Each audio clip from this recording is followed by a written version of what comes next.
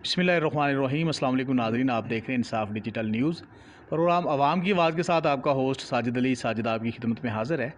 और आइए आपकी मुलाकात करवाते हैं मोहम्मद नसीम आफरीदी साहब से। साबका डिस्ट्रिक्ट नाज़म हैं कोहाट, सियासी शख्सियत भी हैं, समाजी शख्सियत भी हैं, और इनसे बात करते हैं कि कितने अरसे से ये सियासत से रिलेटेड हैं और अपने इलाका के लिए क्या कुछ किया और आइंदा क्या कुछ करना चाहते हैं अपने ज़िला कोहाट के लिए, और जो इस वक्त जो मसाइल हैं हमारे ज़िला कोहाट के तरक्याती कामों पे बात करेंगे, दीगर मसाइल पे बात करेंगे, और जो हमारी पीटीआई की हुकूमत रही है उसने क्या कुछ किया हमारे इलाके के लिए, और मज़ीद जो आने वाली हुकूमत है उसको क्या कुछ करना चाहिए।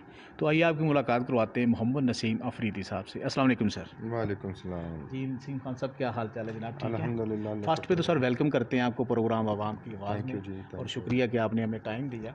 और मैं पूछूंगा कि आप कितने अरसे से सर सियासत से वाबस्ता हैं सर? तकरीबन 10-12 साल से 10-12 साल से 10-12 साल हाँ, से। 10-12 साल तो से कौन सी पार्टी को ज्वाइन किया सर आपने? तहरीक इंसाफ को पहले दिन से तहरीक इंसाफ में सियासत तहरीक इंसाफ से शुरू की है और अभी तक तहरीक इंसाफ में है और इंशाल्लाह तो अगर तहरीक पूछा इंसाफ में जाए कि रहेंगे। आपने तरीके इंसाफ को ही क्यों चुना सर?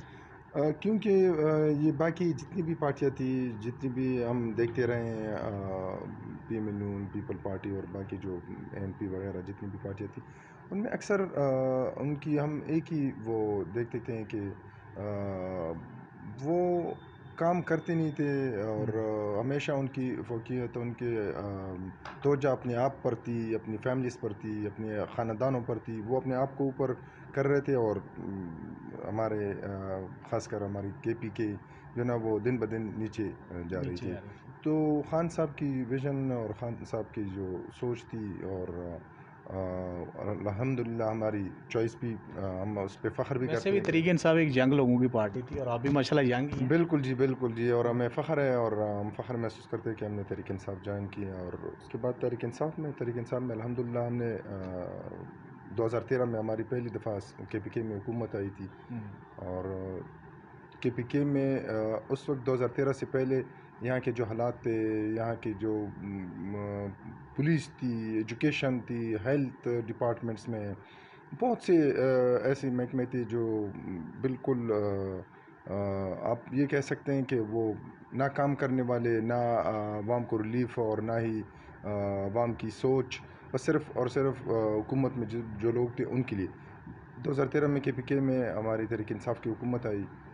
उसमें डिपार्टमेंट्स में जो रिफॉर्म्स हुए हैं, जो कानून साज़ियाँ हुई हैं सूबाई असम्बली में, अल्हम्दुलिल्लाह मैं कह सकता हूँ कि केपीके की तारीख़ में जितनी भी हमारे बाकी अदवार में आप उनकी रिकॉर्ड उठा कर देख लें और 2013 के बाद 2013 से लेकर 18 तक 5 साल में आप केपीके की तहरीक इंसाफ की हुकूमत की रिफॉर्म्स उठा कर देख लें, उनके इस्लाहात, उनके काम्स और उनकी मैं ये नहीं कह सकता कि 100% काम उन्होंने किए हैं, लेकिन बाकी जो पार्टियाँ थी जो 40-50 साल से इक़्तिदार में आते रहे हैं और काम हुकूमत उनको मिलती रही, उनके मुकाबले में 5 साल में जितने काम तहरीक इंसाफ ने किए था, मैं ये केपीके के अवाम से पूछ लें, इंशाल्लाह ये मैं गारंटी से कह सकता हूँ कि वो ख़ुद इस बात की तस्दीक करेंगे कि 5 साल में जितना काम हुआ है वो बाकी 50 साल में नहीं हुआ हमारे।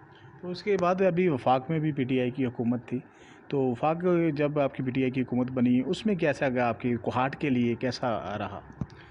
बिल्कुल हमारी अल्हम्दुलिल्लाह केपीके में भी तहरीक इंसाफ की हुकूमत थी। 2018 में दोबारा मुंतखब हुए हैं और ये केपीके की तारीख़ में पहली दफ़ा हुआ है कि तहरीक इंसाफ को दोबारा उन्होंने मुंतखब किया। हालांकि केपीके के लोग एक दफ़ा किसी को मुंतखब कर लेते हैं, दोबारा उनको नहीं चांस नहीं करते। देते, मौका नहीं देते। ये दोबारा मौका सिर्फ तहरीक इंसाफ को मिला है और सिर्फ काम पे मिला है। तो 2018 में मरकज़ भी में हमारी हुकूमत और उसके बाद जो काम और जो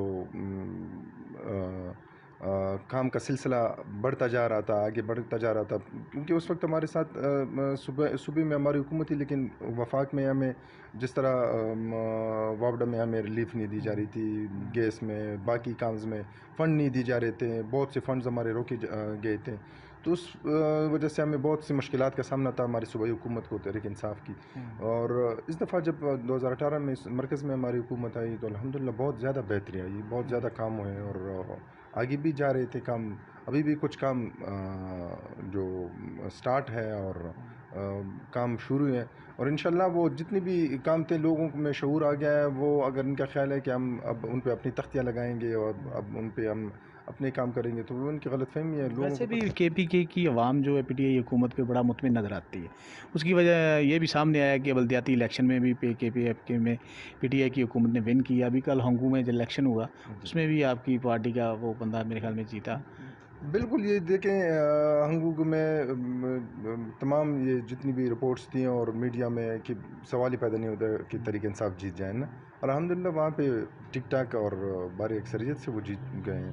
تو کے پی کے لوگ بہت مطمئن بھی پیار بھی کرتے ہیں خان صاحب سے، اور خان صاحب کی حکومت میں ہوا بھی ہے، یہاں پہ پریکٹیکل کر کے دکھایا ان لوگ بہت زیادہ. بالکل. اور ہمیشہ خان صاحب تو خیر پورے پاکستان کا سوچتے ہیں، لیکن کے پی کے میں چونکہ ہماری 2 دفعہ حکومت آئی ہے، صوبائی حکومت آئی ہے، تو اس وجہ سے ہمیں بہت زیادہ یہاں کے لوگوں کے مسئلے سنے گئے اور ان کو ختم کرنے کی کوشش کی گئی ہے اور ان کے لیے ریفارمز کی گئی ہیں.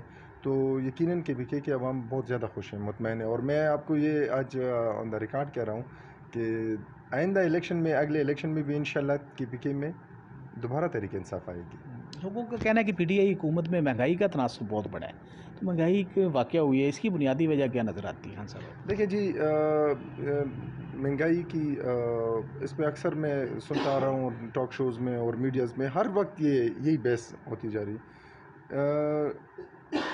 یہ بالکل آپ کی بات 100% صحیح ہے کہ مہنگائی بڑھی تھی، اور مہنگائی کی اصل وجہ ایک تو کورونا، جیسی 2019 میں کورونا آیا اور اس وجہ سے پورے ملک میں بلکہ پوری دنیا میں جو حالات پیدا ہو گئے ہیں. اور الحمدللہ باقی دنیا میں، باقی ممالک میں آپ دیکھ لیں، آپ کی پڑوس ملک میں، ہندوستان میں یا باقی جتنے بھی ممالک میں، ان میں جتنی کرائسز ہوئے تھے اور عوام کو جتنی مشکلات اور عوام پہ جتنا پریشر ڈالا گیا تھا، خان صاحب کی جو کورونا کے حوالے سے جو پالیسیز تھی، جو اقدامات تھے، وہ پوری دنیا نے اپریشیٹ بھی کیا تھا اور بہت زیادہ بہتری.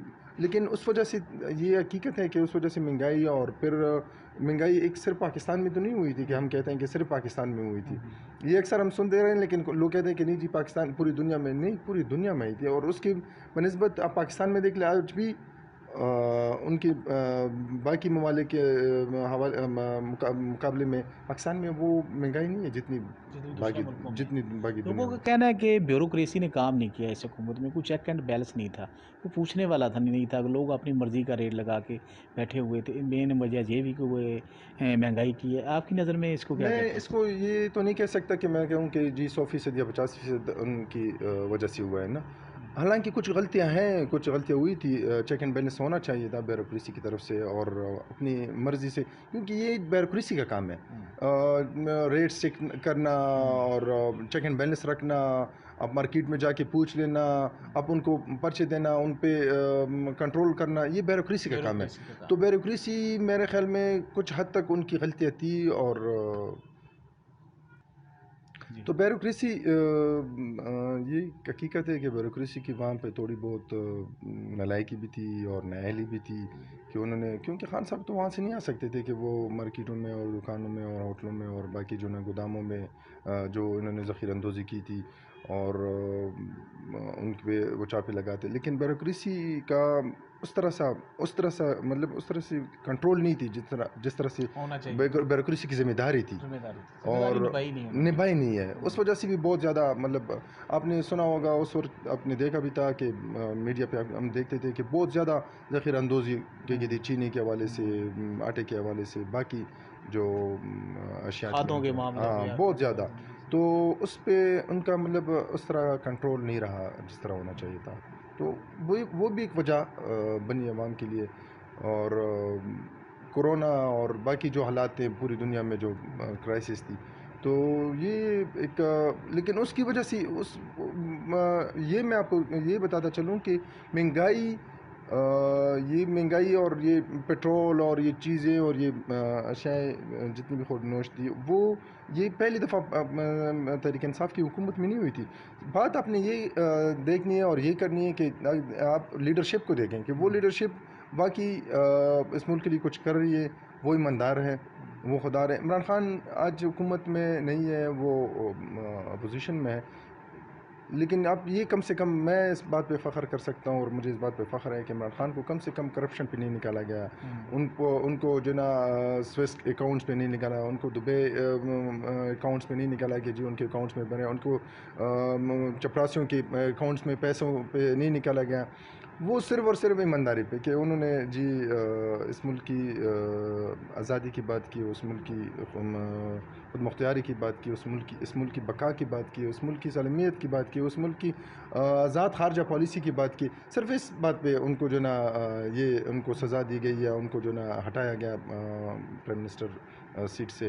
لیکن کم سے کم یہ تو نہیں کہہ سکتا کہ جی باقی لیڈرز کی طرح جو نا وہ ہٹاتے وقت ان کو ہٹایا گیا اور پھر بعد میں جو نا وہ لندن بھاگ جاتے ہیں یا دبئی بھاگ جاتے ہیں۔ کم سے کم خان صاحب اگر پرائم منسٹر تھے بھی وہ پاکستان میں، یا پرائم منسٹر نہیں ہے وہ بھی پاکستان میں، اور یہاں جلد سے جلوس کر رہے ہیں، وہ کہیں بھاگ نہیں رہا، کیونکہ ان پہ الحمدللہ اس قسم کی کوئی ایلیگیشنز نہیں ہے، یا اس قسم کی انہوں نے کوئی کام نہیں کیا کہ انہوں نے جی اپنے ذات کے لیے، اپنی فیملیز کے لیے، اپنی کیبنٹ کے لیے، یا اپنی پسند کے لوگوں کے لیے، ان کی سوچ صرف اور صرف پاکستان کے عوام تھی، صرف اور صرف پاکستان تھی۔ افریدی صاحب کتنی دیر میں آپ کو الیکشن ہوتا نظر آ رہا ہے؟ میرے خیال میں میرا اپنا ذاتی جو رہا ہے اور جو ہم دیکھتے آ رہے ہیں، 2 سے 3 مہینے میں، 3 مہینے میں زیادہ سے زیادہ 3 ساڑھے 3 4 مہینے میں میری، کیا کہتے ہیں پی ٹی آئی ون کرے گی؟ میں کہتا ہوں کلین سویپ کرے گی، بالکل 2/3 اکثریت سے آئیں گی۔ یہ آپ آج آپ یہ مائک اٹھا کر دیکھ لیں، یہ کیمرہ اٹھا لیں، اور آپ پورے KPK میں گھوم لیں، میں آپ کو گارنٹی سے کہہ سکتا ہوں کہ 100 میں سے 99% لوگ جو ہے نا آپ کو PTI کے نظر آئیں گے، PTI کے سپورٹر، PTI کے ووٹر۔ آپ یہ GI کی اور PTI کا مقابلہ تھا کل اس میں ہنگو میں، دیکھیں لوگوں کو پتہ بھی تھا کہ خان صاحب اقتدار میں نہیں ہے، ٹھیک ہے، لوگوں کو پتہ بھی ہے کہ جی خان صاحب نے استعفے بھی دینے ہیں، استعفے بھی دے دیے، اور اب اس کے بعد بھی استعفے دینے ہیں۔ یہ بہت بڑی بات ہے، یہ بہت بڑی بات ہے کہ ایک بندے کو پتہ ہوتا ہے کہ یہ کل اگر ہم اس کو جتوا بھی دیں اور یہ پرسوں اس نے دوبارہ استعفیٰ دینا ہے، پھر اس کو ووٹ نہیں دیتے ہیں کہ یار جاؤ کسی اور کو موقع دے دیتے ہیں، کیونکہ ان کی GI کے آج کل جو ہے نا بڑے چرچے ہیں تو ان کو موقع دے دیتے ہیں۔ اس کے باوجود بھی لوگوں نے کہا کہ نہیں، ہم اس امپورٹڈ حکومت کو نہیں مانتے، اور ہم اس غلامی سے ہمیں نجات چاہیے۔ تو اس کے مقابلے میں ندیم خیال کو جو نا صرف اس وجہ سے ووٹ ملا ہے، PTI جو کینڈیڈیٹ تھا۔ تو یہ ایک ان کے لیے زندہ ایک مثال ہے، اور پوری KPK میں آپ یہ اٹھا کر دیکھ لیں کہ یہ ہنگو کے عوام نے، بلکہ وہاں پہ اکثر GI کے 2-3 دفعہ MNA بھی رہ چکے ہیں، یہ جو کینڈیڈیٹ تھا عبید، ان کے والد صاحب MNA رہ چکے ہیں، یہ خود ڈسٹرکٹ ناظم رہ چکے ہیں، ان سے پہلے بھی ان کا MNA تھا، GI کا تھا۔ تو یہ ایک ہنگو کے عوام نے بہت غیرت کا مظاہرہ کیا، اور ہم ان پہ فخر محسوس کرتے ہیں اور خوش ہوتے ہیں، اور ان کو خراج تحسین پیش کرتے ہیں کہ انہوں نے اس موقع پہ عمران خان کو اور پاکستان کو ووٹ دیا۔ لاسٹ پہ نون لیگ کی حکومت کو کیا پیغام دینا چاہتے ہیں؟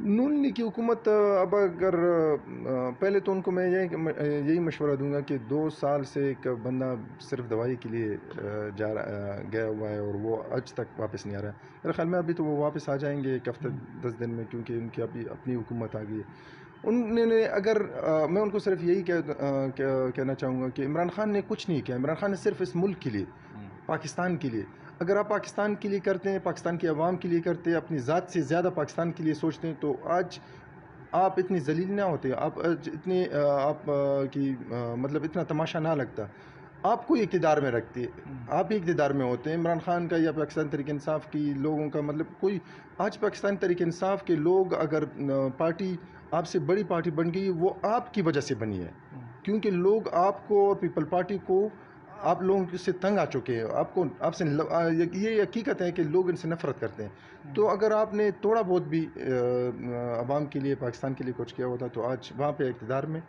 یا آپ لوگوں کو مطلب عمران خان سے زیادہ پذیرائی ہوتی۔ تو میں ان کو یہی کہوں گا کہ خدا را یہ ملک ہم سب کا ہے، یہ پاکستان صرف تحریک انصاف کا نہیں، یہ صرف عمران خان کا نہیں، یہ پاکستان تحریک انصاف کے ورکر کا نہیں، یہ پاکستان سب کا ہے، جتنی بھی پارٹیاں ہیں، غیر سیاسی لوگ ہیں، ان سب کا ہے۔